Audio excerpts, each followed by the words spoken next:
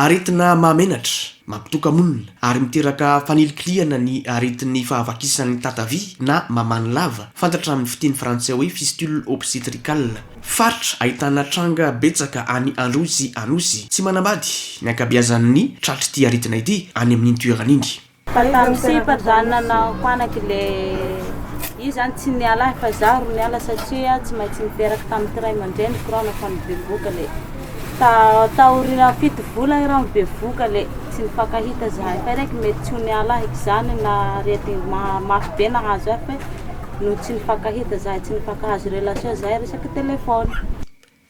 Maraina ny talata 10 febroary 2024 mangatsitsika ny andro eto Ambovimbe avy matsy ny orana nandritry ny alina sy mebiseby ny mpitondra marary sy ireo mpiasan'ny fahasalamana ao amin'ny hôpitaly CHRR Ambovimbe tazanay ho tokotany ny trano lay lehibe anankiroa fanomezana avy tamin'ny mpanjakana Japonais tamin'ny alalan'ny tahirin'ny firenena mikambana mombam-ponina UNFPA ireo olona avy natao fandidiana aretina vaky tatavy no tao anatiny. Antony maro no mahatonga ny aretina ho irasazy Mahefarso Tany Claudia miasa ao amin'ny CHRR Ambovimbe. Tany amin'ny faritra Berakety eny nisy ankizivavy anankiray niviolevany dahalo de lasa nivoan'ny fistule izy de ny fistule moa zany mamany lava de eo ny vehivavy koa sarotra fiterahana de ny vehivavy teraka alohalohatsy tsy ampitaona izy de efa teraka de zay mahatonga ny fistule. Tiako tenenina zany mbola tsy ampitaona zany ny vehivavy de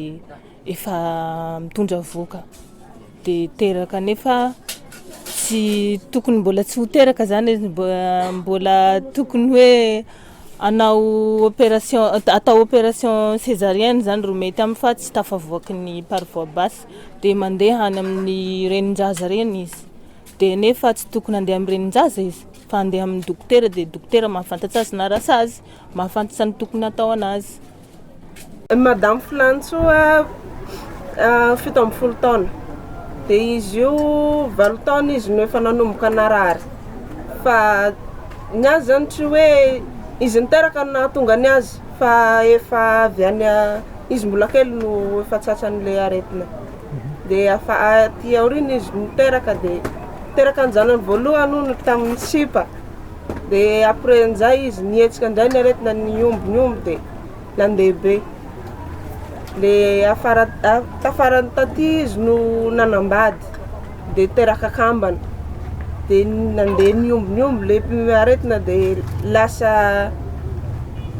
efa tsy tazony intsony le pipi ka nisy mpanentana am'izay avy amin'ny asosy nanao recherche momba le mamany lava de nandeha nankany Mahaly de nifandray am'le CCSN de nanao recherche zareo any de nahita azy io.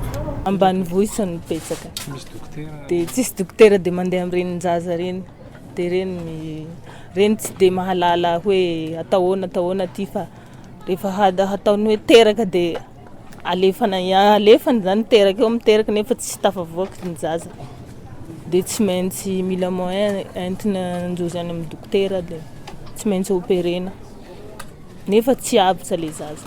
Nafa ny azy ty aretigny ty zany raha tonga de nahilika an'zareo satria tsisy mpitsabo nefa ny aretigny rehefa afaka enimbolana zany didiny teraka de mba tokony zany ty aorian'ny enimbolana zany za tokony hoe mba nisy nitsabo de afaka sitrana le pipi fa tsy nitsabony zareo za zany satria dadako efa maty de za ihany zany rehefa maheno ary misy mpitsabo maimaimpoana de lasa zao ary misy mpitsabo maimaimpoana de lasa zao efa tany Mazenga za tamin'ny 2019 7 mai zay nitsabo de voaza koa ny vera. Ny isa raiky amin'ny zato ny vehivavy nodidina tao Ambovimbe teo anelanelan'ny volana avrily 2024 febroary 2024 maimaimpoana avokoa ny fandraisana an-tanana rehetra natao azy ireo ny atoan'ny tetikasa ny kojakoja rehetra mijalina 120 andro eo Ambovimbe ireo vitadidy milony iverenana any amin'ny fianakaviany. Nomena torevitra fa mivelona sy miasa inko izy ireo raha ny fanazavana voaray. Fepetra tsy azo ny ialana ny fanaovana fandritra-piterahana satria tsy mahazo miteraka reto vehivavy reto ao anatin'ny 3 taona taorian'ny fitsaboana.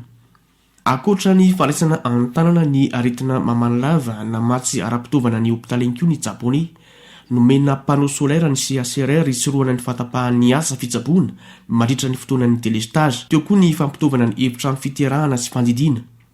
Afaka misafo manaramaso ny fitombony zanany ary miteraka ao Ambovimbe ny vehivavy manerana ny distrika manodidina. Misy ny fiara fitatekana marary iray azo avy tamin'ny tetikasa. Na izany aza mandosarany 200 ariary isaky ny 2 kilometatra ny mpiteraka raha manafatra io fiara io. Mbola olana ho an'ny vahoaka an'Androy ny tsy fahazakany izay saran'ny ambulance izay. Zahay avy Ambosary, misavy tamin'ny teraka tamin'ny CSBD eo. Nisy zaza tamin'ny mahana Sabosy. Nisy zaza tamin'ny Sabosy.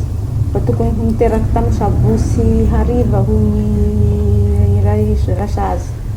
Fa mbola sy mety mikisaky ny zaza. De amin'ny 12 aly vaky ranondoha. De sy mety miala ny zaza fa amin'ny toerany io avao. Sy mety mikisaky ny lohan'ny zaza fa amin'ny toerany io avao.